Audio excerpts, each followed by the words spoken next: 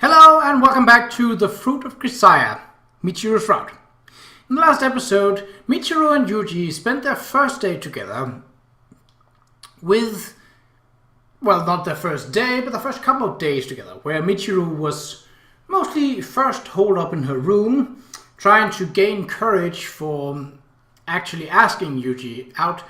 Yuuji spent most of the days reading and carrying out his routine stuff. On the third day, Michiru then finally approached Yuuji and asked if they could go on a date. Yuuji was not really interested in going on a date, but in the interest of not making the weeks that he had to spend alone with Michiru worse, agreed to let Michiru join in on his running routine, despite Michiru not being the greatest athlete. They then went for a part of a running date, so to say, where they had a picnic up on the mountain, the hillside where Michiru loves to reside. And Kitty Meow, or Rommel as Yuuji called him, was with them all the time, and they agreed to do a picnic or a date like that again. Let's continue. When I leave my room the next morning for my daily marathon, I find Michiru standing in the lobby with a beaming smile on her face. Surely this can't be what it looks like, but it's probably best to ask for safety's sake. What are you doing out here at this hour, woman? Huh? What? Did you forget? We're going on a pretend date, right? You promised? No, I didn't forget. It was impulsive of me, but I did indeed promise the girl more pretend dates. That said, it's currently 5 in the morning. Does she seriously expect me to play house at this hour? Yes, I agree to that, but I have my own life as well. Running in the morning is my daily routine. You're aware of that, aren't you? Of course I am. And what time is it right now? 5 o'clock in the morning. So, what do you want from me? Shall we go on a pretend date? No, I think not. As I may have mentioned, I'm going for a run right now. What? But you promised yesterday! Liar! Liar! Michiru's face crumbles with disappointment. The girl looks about ready to burst into tears, but for the moment she focuses on swinging her arms wildly in my general direction. Her movements are clumsy in the extreme, but also unpredictable. Every once in a while, an amateur's haphazard swing can become a KO punch to the chin out of sheer random chance. I carefully take a step backward and attempt to negotiate. Don't jump to conclusions. Yes, I promised. I'm just saying that the crack of dawn isn't a reasonable time for a playdate. What? Then when can we go? Let's see. A little past noon, just like yesterday. Seems more appropriate. Okay, 1 in the afternoon it is. But you better be there. Don't even think about running off somewhere. I won't run or hide. In the meantime, why don't you come up with some place for us to go? Huh? I can decide. Me? In other words, you want to take me to make the date? You want me to make the date? Pretend date plan? That's right. You have any problem with that? Well, come on. In a typical boy-girl couple, doesn't the guy think up the dates? The woman says that's what she wants, and the man makes it happen. What? So we're not just doing the play dates, we're pretending to be lovers. Well, pretty much, yeah. I mean, that's sort of what dating is in the first place, right? Right? I'm not wrong, am I? Well, I understand what you're trying to say. In that case, I'll retain decision-making power. How does this sound as a plan for today's date? After a light round of jump squats, we'll proceed to the death-defying one-rope bridge. Then after removing any watches or other metal objects on your person... Oh, hold on, actually, that's okay. I'll decide. Leave it to me, please. Why? The blueprint was just starting to come together. No, that's okay. I mean, it'll be fine this way. I'll pull this off perfectly, okay? Alright then, let's go with that. Right, okay, see you soon. Michiru waves goodbye with a big smile on her face. Something seems to be missing from this picture. May as well ask for clarity's sake, I suppose. Michiru, my friend? Yes? Weren't you supposed to be a Sundara? Don't be ridiculous, of course I am. Go run all you want, jerk. Why don't you fall into the sea while you're at it? Okay, I think randomly wishing horrible deaths on your acquaintances is less Sundara and more twisted. Indeed, perhaps I should just fall into the sea. But if I do happen to plunge to a watery grave this morning, I imagine you will come to deeply regret making such a thoughtless joke. Every night I'll appear in your dreams, standing at the foot of your bed, dripping wet, resentment burning in my eyes. Alright then, I'll be going now. Yeah, wait, that's heavy. It was just a little lighthearted abuse. This paping is way too heavy. I imagine so. Let that be a lesson to you. I'll see you later, okay? Make sure you come back safely. Oh look, you can't say a proper goodbye after all. You should have been honest with yourself from the start. Shut up! Get lost! Don't force the Syndra. And so I was able to safely complete my routine. Daily training of this sort is meaningful precisely because you perform it without fail. No matter how small your stride may be, what's important is to keep steadily putting one foot in front of the other. Surprisingly, many people get it completely backward.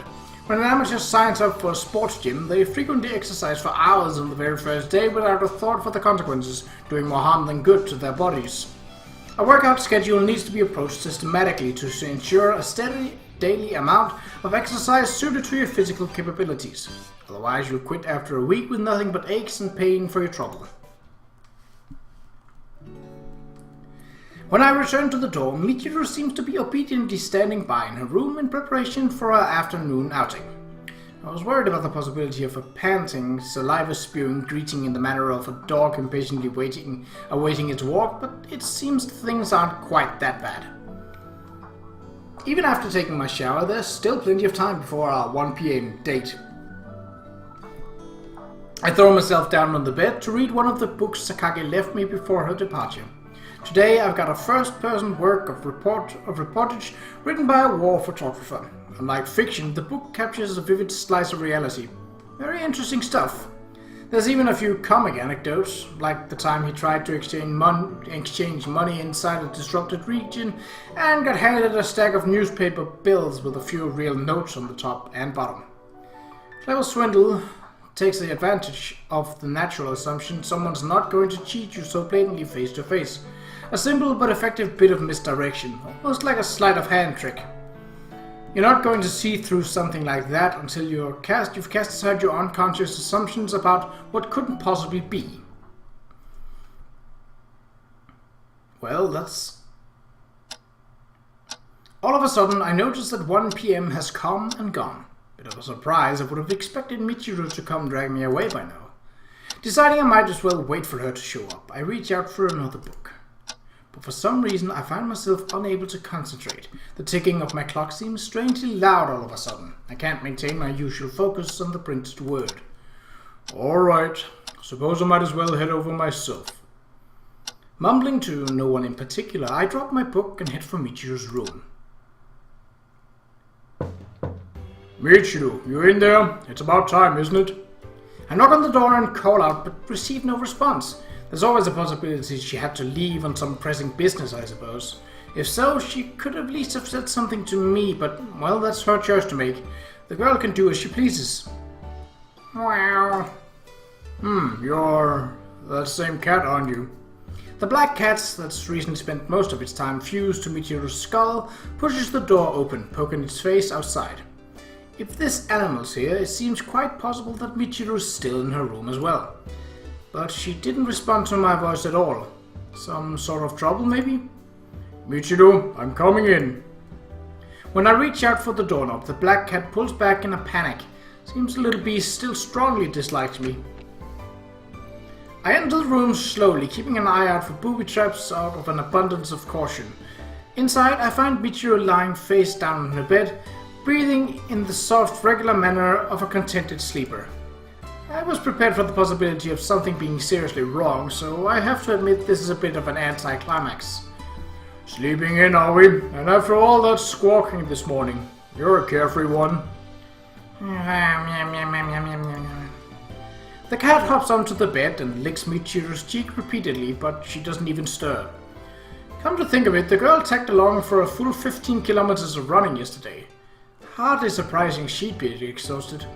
It wasn't a particularly impressive distance by my standards, but for a typical female student I suppose it was a praiseworthy effort. Well, calling this woman typical strikes me as somewhat problematic, but I'll save that debate for another day. Yum yum yum yum. Gonna go out with Yuuji and kitty meow too. Hehehe.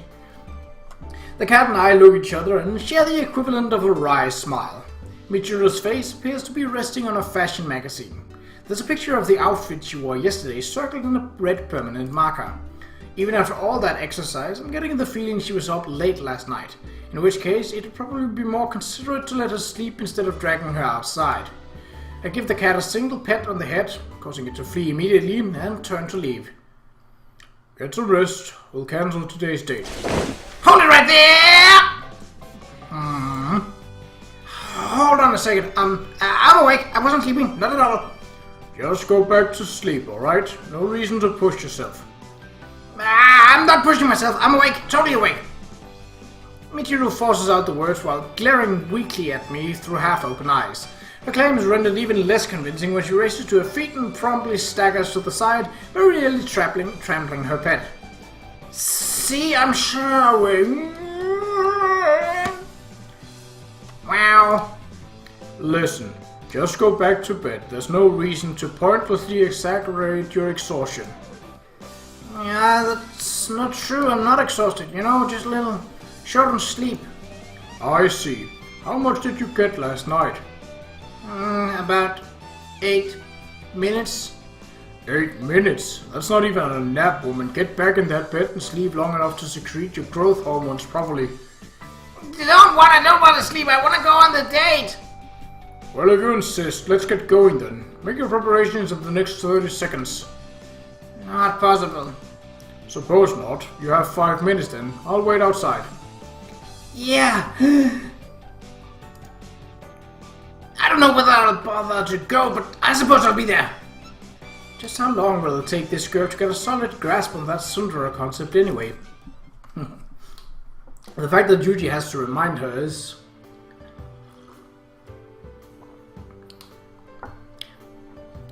It's obvious that the Sundara is amusing but also annoying Yuuji. But unfortunately, when he keeps reminding Michiru about her Sundara act, she keeps having to act it up. In fact, I think if Yuuji mentioned nothing of it, and if he could spend time alone with Michiru like this, without mentioning anything about the Sundara act, you might get a, in quotation marks, very heavy quotation marks here, normal Michiru. Well, who's to say what will happen? In the old movies, they often represented the time wasted waiting for a woman with a pile of cigarette butts on the ground. But these days, there's a heightened social and legal pressure regarding both public smoking and littering, so that's become a pretty rare sight.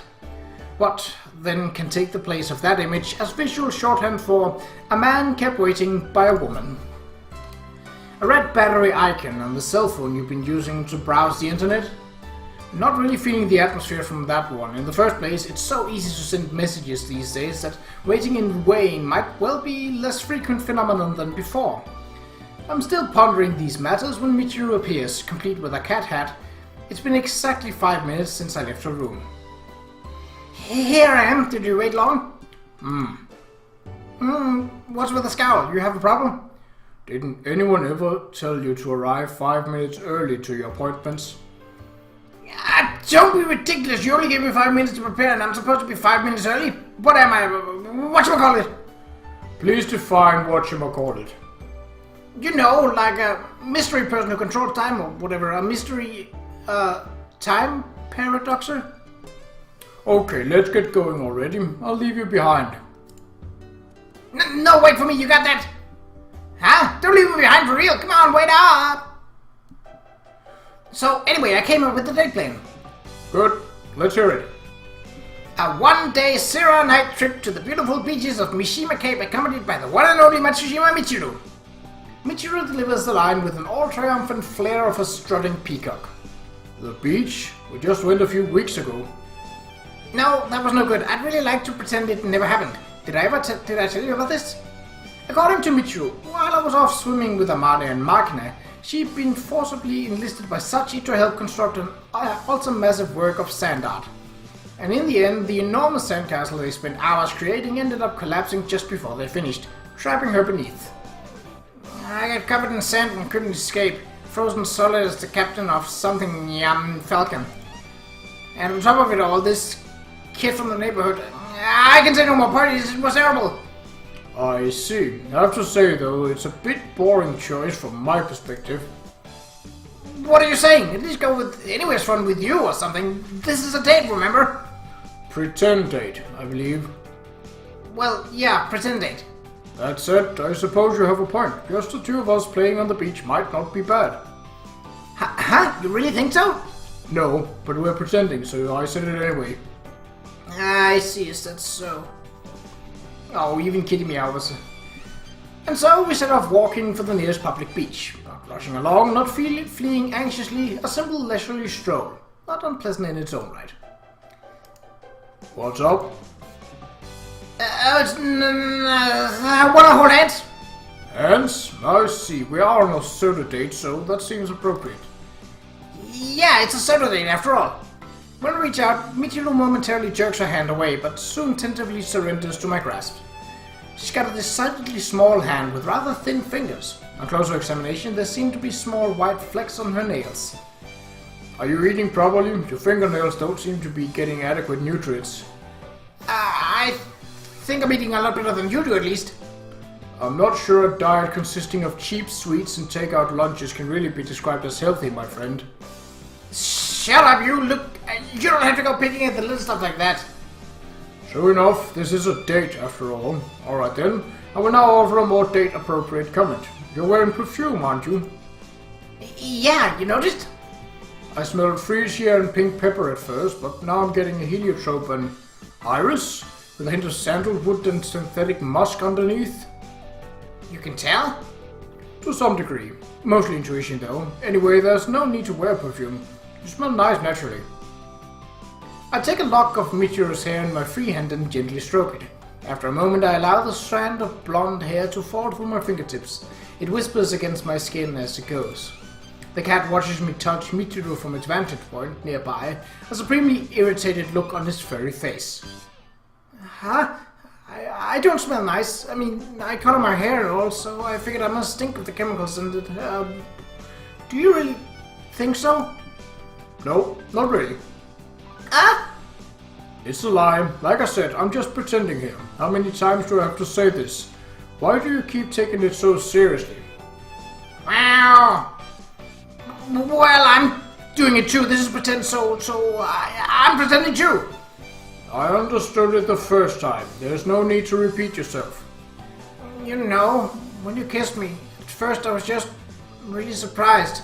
Like, why would he do that, I guess? I thought and thought, but I couldn't figure it out. My head was going around in circles. Still, since I couldn't figure it out after all that time wondering why, I decided I shouldn't worry about it anymore. Just forget it, right? But, you know, even though I tried not to think about it, I just couldn't get you out of my mind anymore. It was just one kiss and I end up like this. Am I just weird or something? That's all a lie, by the way. Maybe because you're not used to it. I doubt it matters that I'm the one that did it. Anybody would feel a little awkward over a sudden kiss, and without much experience, I can see how it would weigh on your mind. Oh, so Yuuji, it doesn't mean anything to you that we kissed and all? That's right. Didn't mean a thing to me. It was just a moment of physical contact. Is that because you experienced, Yuuji? You kissed lots of girls before, so kissing me just the one time isn't really something special or anything? Yep, that's the gist of it. No feelings attached. No kidding. I see, that's kind of a letdown. Of course, I'm pretending right now, so that's a lie. I was lying too, actually. Huh? That was a lie? The part of how it didn't mean anything? Hold on, are you seriously planning to do this for every little thing I say? This is a pretend date, so don't take anything coming out of my mouth seriously. Yeah, it's pretend, but how much of that was just this once? Tell me that... No, forget it. Never mind. I just don't get it. Michiru scratches vigorously at her head in confusion and dismay. The cat, surprised by her sudden violent motion, leaps nimbly away. Well, it's all good. I mean, we're together now, right? We're holding hands and everything, right? Michiru strongly squeezes my hand as she speaks. The slightly sad look on her face belies her positive words. Seems my teasing has gone a little too far. Perhaps a conciliatory gesture is in order. Michiru, my friend, as this is a date, I happen to have a present for you. What? Really? Why, huh? Yuuji? Close your eyes and hold out your hand. Okay. After a quick scan of the area, I pick up a rock of moderate size lying in the dirt nearby. I then return and gently place this in Michiru's open hand. Huh? What's this? Kinda heavy, also, really rough? Alright, you can open your eyes now. Okay. Michiru slowly opens her eyes. In her palm rests a majestic lump of stone. A rock? You wanted that one for a while now, right? I picked it up for you. Yay, I've wanted this one for... Is this because we're pretending it's a pretend date, so the present is a rock you picked up off the ground? Right, it's a pretend date, so I get a rock I pick up off the ground. Now rejoice. Wow, I'm so happy, Ah! I see, move to tears of joy, eh? Ha ha ha ha. That was mean. Wow. I did not expect Yuuji to... Oh my... Afterward, with comments such as, "This is the hot color for fall," or "They collaborated with another designer on this one," I proceed to present Michiru with rock after rock. And every time Michiru answers, "No way, I'm so happy," or "Yay, what a nice surprise," then accepts my gift with a great show of gladness. I see. Perhaps this dating thing is somewhat enjoyable after all. I offer rocks and receive joy in return. A strikingly surreal spectacle, if I do say so myself. I doubt I'll soon forget the sight of Michiru's shark pouch bulging at the seams from its cargo of stone. Oh, Yuuji, you are so mean. Oh, poor Michiru. These rocks are so heavy. I mean, some of these things are practically boulders. Just throw them away when we're done. They're only rocks. Yeah, of course. God. Here we are, the beach. Yay! So heavy. Having stowed her back and changed into a swimsuit, Michiru joins me at the beach. Seems like the girl rented a large air mattress while she was at it. She's dragging it behind her, apparently struggling with the weight. It's a good distance from here to the beach house. Must have been relatively difficult carrying a float that size all this way. Again with that swimsuit, huh? What's the big deal? It's fine. Anyway, I don't know what's up, but it's crazy empty today, isn't it? Pretty unusual since it's summer vacation and all.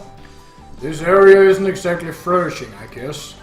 And when everyone thinks the beach must be packed today, sometimes barely anyone actually shows up.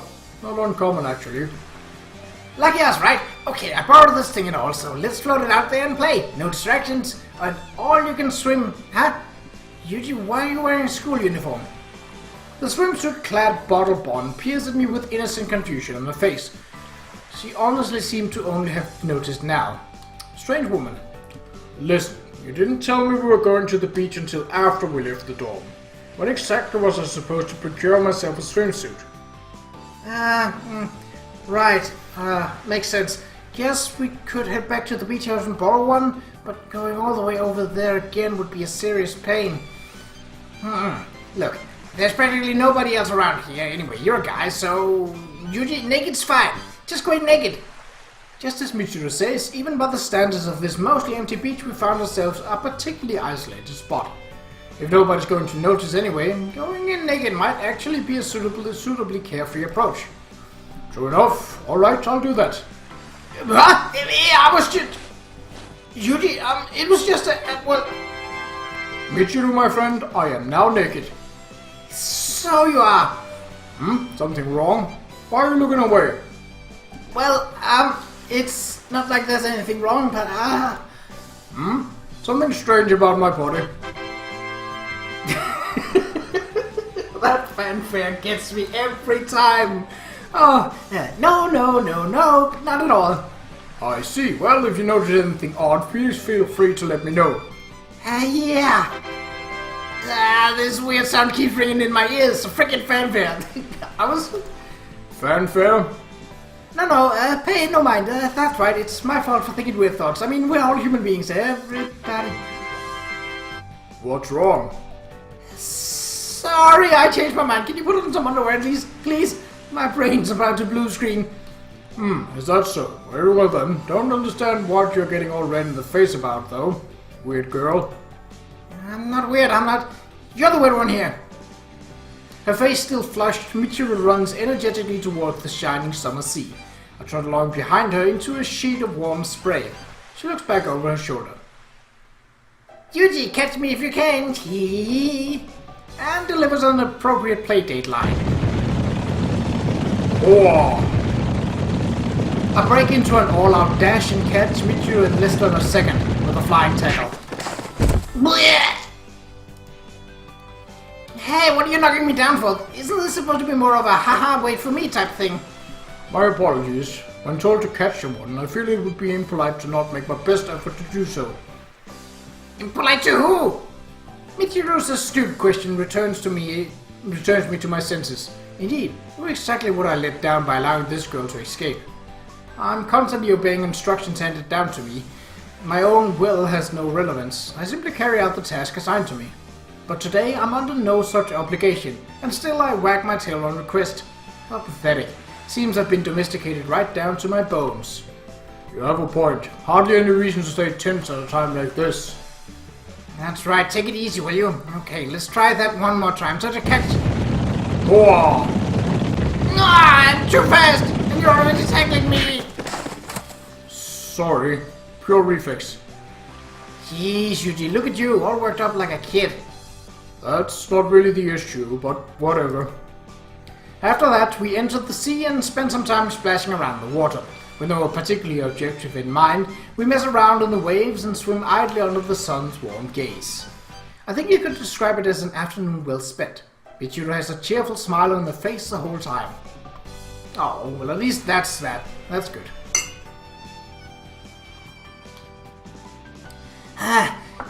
Yuuji, you're good at swimming too, huh? Figures. This is more like waiting, really. I have to say, you seem pretty tired yourself. That's not true, I'm just a little low on sleep today. Ooh. So you're insufficiently rested after all. Maybe a brief nap's in order? But there's nowhere to sleep. Wait, maybe I'll try sleeping here for a little bit. Napping in the sea sounds kind of luxurious, right? Oh, that's a thought. Michiru carefully lies herself face down on the plastic sea mattress. Apparently anxious about her bathing suit riding up, she sticks in her finger and tucks down on the cloth numerous times. Oh geez, it's kind of wobbly after all. Feels like I'm gonna fall off. Don't you sleep on your back? Well, yeah, but lying face up without a blanket is kind of scary, don't you think? Feels like you're totally defenseless. No matter how hot it gets, I always sleep under a blanket. Without one, there's nothing to protect you if an enemy shows up, you know. Who is this enemy supposed to be? I sort of get what you're saying, but the logic's a little incoherent. Really? I kinda thought you'd understand, Yuuji. Right, if I'm going to be lying like this, I should put on some sunscreen first. Alright, I'll put it on for you. We are pretend dating after all. What? Hey, are you serious? Of course. You can't cover your entire body by yourself, now can you? I'll lend a hand. Isn't making people do this sort of thing for you the sunder away? Yeah. Okay then, take care of it. The lotion's inside Sameki? Oh, that pouch. I retrieved the bottle of sunblock from Michiru's shark pouch. When I take off the cap and tilt it toward my hand, a thick white liquid emerges in globs. I have this thought every time, but this stuff looks just like some kind of bodily fluid, does it? You can keep that sort of thought to yourself, okay? Quiet down and lather me with lotion. Understood. Here goes. As promised, I begin to spread the lotion along the exposed portions of Michiru's body. Perhaps she finds the summer sun hot, as the skin's already growing sticky with sweat. Hey, you said every time, right? Does that mean you're putting sunscreen on girls all the time? Not quite. When you're somewhere that gets really intense sunlight, this stuff is a necessity. In Japan, it's usually nothing worth worrying about, but depending on the country, you can end up with debilitating or even fatal sunburns. That effect? What's wrong? That tickle? Just a little. I'm Fine for your information. Hey, can I ask you one more question? What? When you go swimming in the ocean with sunblock on, wouldn't it pollute the environment or something? Some people will probably tell you the stuff's helping to kill the world's coral reefs, but the cosmetics companies would probably say typical use won't cause any adverse impacts. There are various opinions depending on how you look at it. It's not a question that can be answered simply and decisively either way. You know everything, don't you, Yuuji? Not true. The world's overflowing with things I don't know. For example, if you ordered me to hum a tune from the current #1 musicians on the Japanese charts, I'd probably need some time.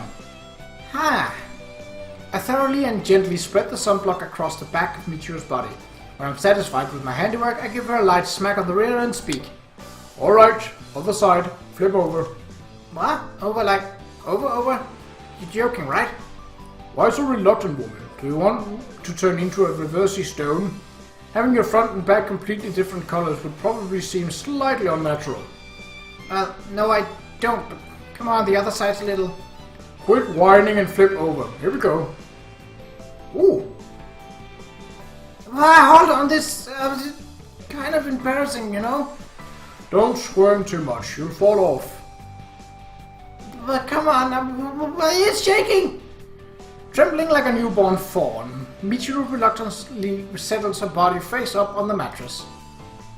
Oh, she's actually looking really cute like this.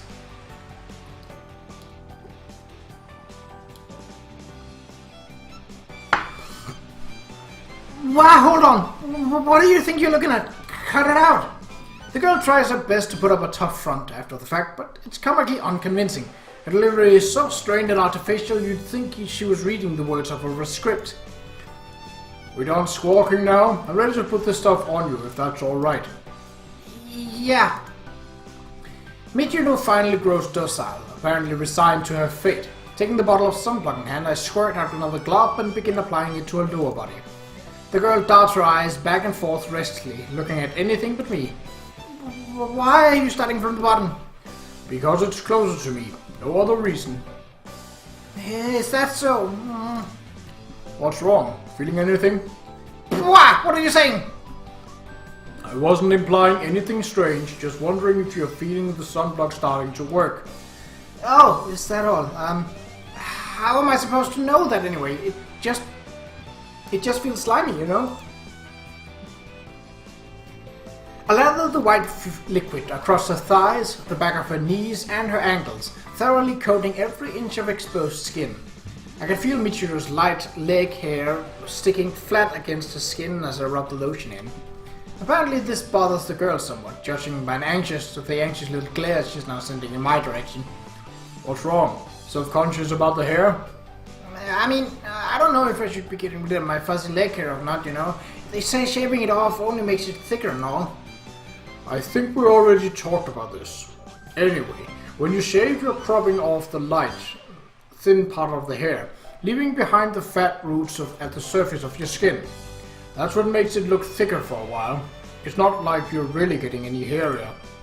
Is that true? Really? Okay, I'll shave them from now on. Maybe it would be better not to? Don't ask me, woman. Do what you want. A little fuss on your legs is hardly anything worth worrying about either way. Alright, time for the upper body. Yeah. I resume my systematic lotion smearing campaign, tracing my hand from Michiru's shoulder down to her upper arms, through the elbow all the way to her fingertips. With every stroke she wiggles her body and lets out little sighs. Oh my god, the audio for this.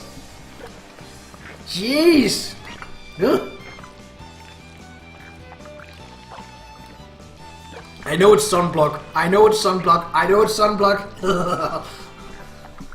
What's wrong? Feeling anything? What? The effect of the sunblock? No, I was referring to physical pleasure.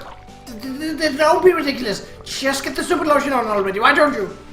Shouting in protest, Michiru lifts her upper body from the float, and in that instant a wave comes rolling in alongside her. Halwando! Tumbling from her plastic perch, she falls headfirst into the sea. Well, that works too. They say being in the water reduces your exposure to UV radiation. Yeah.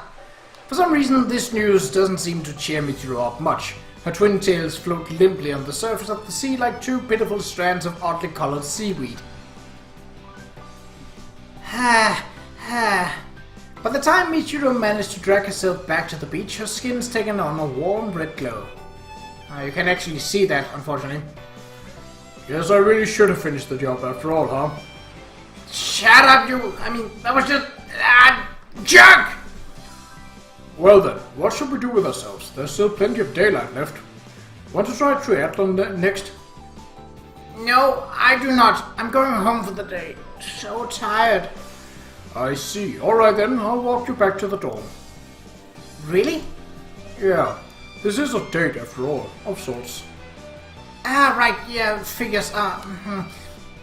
Actually, I think I pass. Michiru delivers his answers with a strangely forlorn expression on her face. Why is that? Aren't we pretending? Well, yeah, but you don't have to do that. It'll feel a little pathetic. It's nothing. Okay, then later.